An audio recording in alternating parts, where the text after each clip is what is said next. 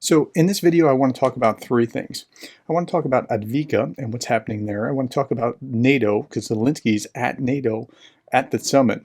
And I want to talk about how proof that what's happening in Israel is overshadowing what's going on in Ukraine. It's becoming increasingly hard to find information about what's going on in Ukraine, but we're going to start with Avdiyivka, and I'll show you how all those things connect in just a little bit. So here's the map and what's going on with Avdiyivka. Russia is creating a counter-offensive, I guess. I'm not exactly sure how you say that. All the headlines right now about Avdiyivka: Russia mounts a major attack on a key city in eastern Ukraine. New York Times: Russia presses assault near Avdiyivka a day ago. Fierce fighting rages around Avdiyivka. Russian army reportedly lost 34 tanks trying to cut off Avdiyivka. Ukrainian forces repel Russian attacks. Now, okay, so what's going on? So apparently, according to the ISW's updates every day, that the Russians are actually learning, they're demonstrating the ability to learn and apply tactical battlefield lessons in Ukraine, but they also concluded that these tactical level adaptations and successes are unlikely to translate into wider operation and strategic gains for Russian forces. However, if they are successful in Avdiyivka, what's going to happen is something of a political victory.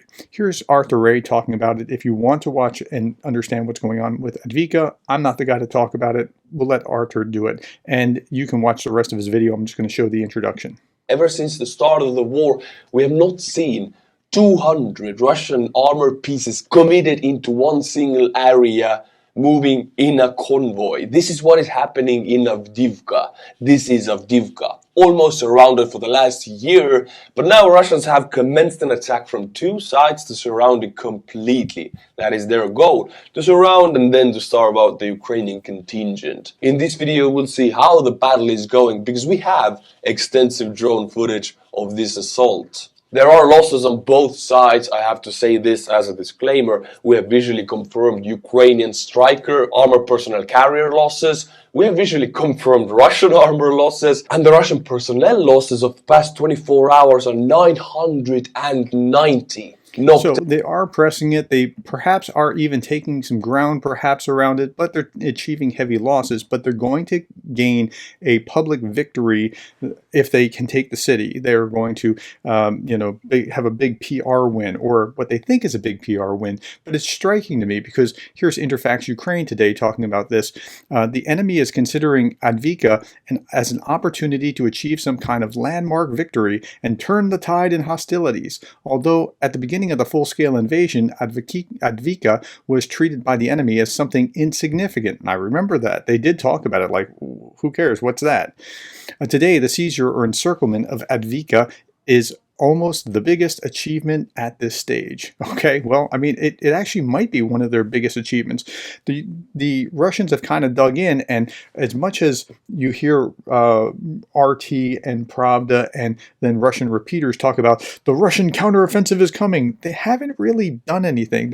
Like when they say the Russian counteroffensive, they're talking about what Russia's going to do after Ukraine's counteroffensive. The Russians are going to push back and take over all the way to Kyiv, or that kind of thing, and they haven't done anything along these lines. Now, if you haven't seen a lot about that, there's a reason for that. And I think that's because, as Zelenskyy is properly worried about, and this is a headline in Pravda, Israel maybe distract the world's attention from him in Ukraine. I think that actually is legitimately what's going on. Zelenskyy right now is at the NATO conference, and he's actually physically there, not even just on video. And that's really interesting. Let's watch this little clip, and then we'll talk about it. With many focused on the Israel-Hamas conflict, the Ukrainian president made an unannounced visit to NATO headquarters in Brussels, reminding the world that Kyiv is still at war with Russia. Zelenskyy wants allies to supply more advanced weaponry, including anti-missile systems to protect infrastructure from Russian military strikes during the winter months. We have very concrete things, and we need them in very concrete, very concrete geographic points. It's important that long-distance missiles or long-distance weapon, doesn't matter how you call the problem, how to get it.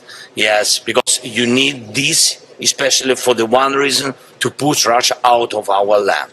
Okay, so he needs two things. He needs anti-missile or air defense missiles. He needs those to protect because there's no real air cover to speak of, at least at this stage. They don't have them yet. And he needs longer range missiles to be able to push Russians back, hit their supply lines, hit them further than where they're able to hit them right now. He's going to talk about one more thing, and then I'll comment a little bit more.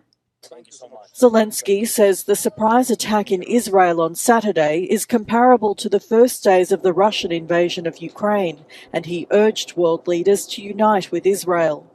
The president says he'll reiterate Ukraine's request for F-16 fighter jets during a meeting with NATO defence ministers. 3 European countries have promised to deliver 60 warplanes. Okay, so warplanes are on the way. They may be delayed. We hope that they're not, but they really need these kind of things in order to be more aggressive. But what he said was that he urged them to unite with Israel. And really the spirit across that I see in most of Ukraine is, we understand what you're going through, Israel, that they have done this thing to you, that Hamas has gone and slaughtered innocents, and this is the way that they barbarically behaved, and we're standing with you. Now, what's really interesting to my mind is that, like, the narrative has shifted significantly, and so even on social media, I see so much more about Palestine than I do about what, like, normal Russia troll kind of stuff, and I don't know that this is actually what's happening, but I think that there's something like this going on. So the narrative is shifted to the degree that while Zelenskyy is, like, again, Zelensky's in making a surprise visit to NATO. Even if he did a video conference with NATO or Ramstein or the UN or some other parliament somewhere around the world that was going to get big attention, what Putin has historically done in the past is that he would drop a ton of missiles or airstrikes, or whether it was missiles or drone strikes or something. He would do something to take the narrative away from whatever Zelenskyy was doing, talking to the US Congress or the UK or whatever.